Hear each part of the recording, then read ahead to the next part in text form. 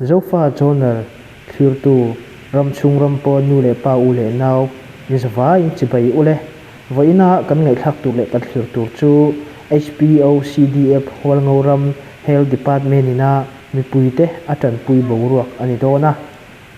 me ni som hi pariat khan Uilui lama Burma hai mual khwa atanga ral tlan damlo mi zakhi chuang chu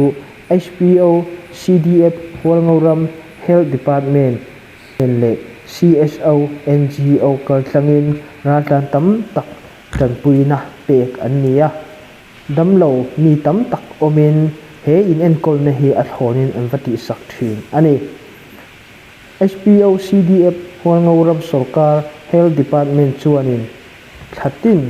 mobile clinic hi thakhat voi hi Hualngoram chung huama kalpui thin ania chuta chuan Mipui damlo enkol tu nei lo tanpui ngai ra tlan tam tak in le lo chan te damlo te chu enkol ani me ni som hi pariat Uilui damlo mi zakhi chuang enkol na hian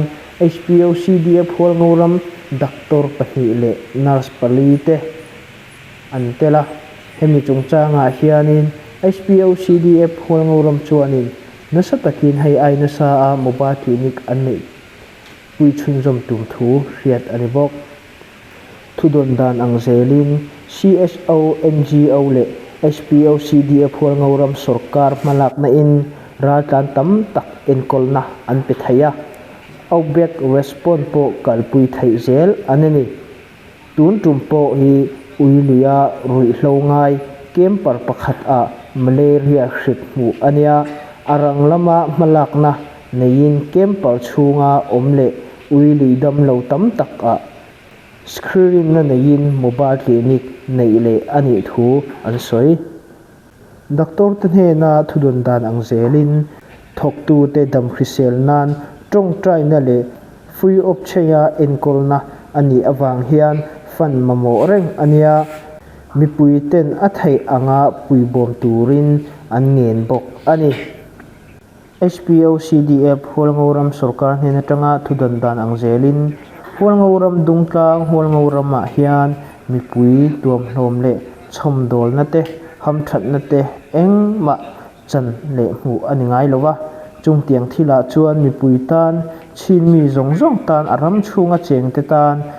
thai top an chua zel tur thu an soi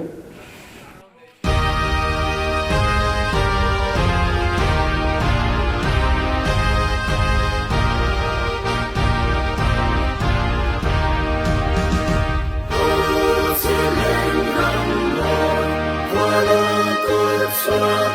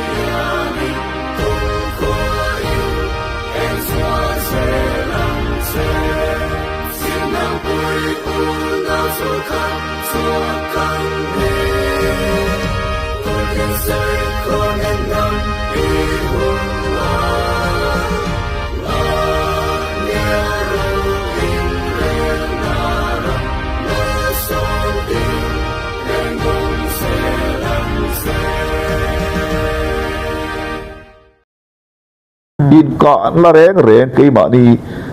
chi le chi te chi ga in ka na reng reng hi ke chu ka support lo a chan eng ang pon tha se u nau ka hi ka du lo tok mai ni kan u nau te kan ka ai chat min ka ro tin kan chal kan do mai tu ni an du la min ka lum dei nei ro se mo min ka lum ma wa nga ai rem phei chuan a tha lei lei chu ka ngai tu da dei ni chin se ta kan sipai ho khian cái min cả lùm vàng hiện in rem don sẽ là em lại point min cả lùm sẽ cả ngắm rem mo chú cả riu ruput ni chú vàng chót an Paul minh lệ kan làm minh chú em Paul ni rồi sẽ Mipui in cả ching hi cái chú cả ngai sang về rồi mi cả tu ai chót mi cả tu là độ ngắm hi an huay rồi hi cả ngai đàn ni so in cả lâu tu u nào in cả lâu tu in siết hiểm lâu nào chú soi tu a tu chuan in hau tur in hau bo in hau bor nei tu in ka ero chu thalo chu khilam ka han kal chum po in ka sam se poi mo tak ka han soi chu zinga mi nia kha izo na ka chan dan pakhat ni ta sela izo na pakhat abi takin chin state marlam chin state ina huam si lo ba khian cái mà này dấu pha tại area kan pipu te tranga kan area ni mai lo tu thleng puwa dấu pha te la lua ram pun then kata ahlang te vin kan oma pun then kata chuan nam dang te nen po kan in chi apia chu tiang area chu zau te vo mani tin khampat area te po mo khampat area te po khampat po chin state po ni lo mi mo chuan khi ta kale ka bo area te po khai khi pipu te train kan su thu ni mai lo ba tu thleng in kan mi le sa em sa tan lo oma so wang chuan khing lai ve la mi te khi du ai chuan anh ngồi đều mà nghe, hem mình nắm in pum khát na thế, nắm lệ ram ta na, kan cái tên nó có ngã thế hiện, tu đó hi chuan in, thom rồi này sẽ là chú, à chắc khóc này cái tí cái bộ, cái lệ area vel, cái lệ cái bộ area vel là, kan dâu nã thạc thế khi, tu đó hi chuan thom rồi này ring về sẽ là,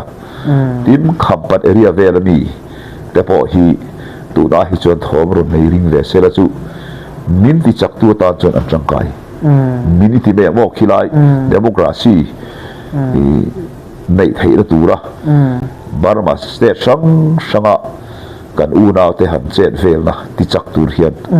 apoi mo ni ti chu izo na ka san na khami chung chang atan khan ka tang kom na de ni ole hay kan han in kom na sa a man hla tha khop mai